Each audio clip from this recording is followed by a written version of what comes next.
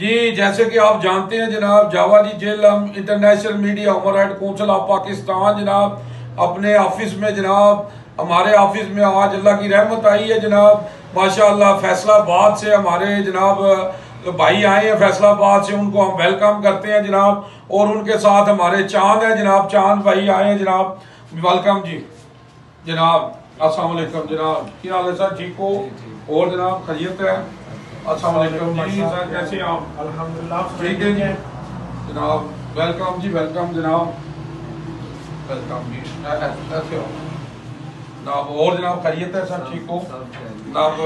कैसी है तबीयत, कैसी है तुम्हारी जनाब? शुक्र कैसा जनाब फैसलाबाद कैसा बाचो 8 बाजार ने फैसलाबाद दे माशाल्लाह बहुत खूबसूरत है जी। तो तुसी मतलब कैसा है अपना जेलम आ के कैसा महसूस किया? बहुत अच्छा महसूस किया जी। जेलम मेरा घर है। जेलम में नहीं, मैं जेलम तो कैसा लगा अभी? बहुत अच्छा लगा। अच्छा जी, तो माशाल्लाह चांद साहब तुसी तो फैसलाबाद जाते रहते हो, फैसलाबाद ਨੂੰ ज्यादा पसंद किया जेलम ਨੂੰ? जेलम में फैसलाबाद क्या बात है जी।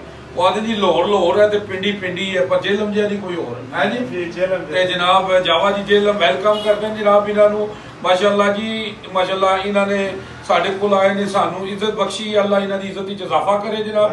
ते जनाब ते मैं जनाब एंड ते कहांगा जनाब कि अस जेड़ा ना इज्जतां दिओ ते इज्जतां लवो, क्योंकि जेड़ा ना वेलकम करो, लोकां नाल प्यार मोहब्बत करो, जिंदगी 4 दिन दी है जी। हस खेड के लंघाओ जनाब, तो यारां दोस्तां नूं मिलदे रहोगे तो जवान रहोगे है जी। यूजी न्यूज़ जावा जी जेलम।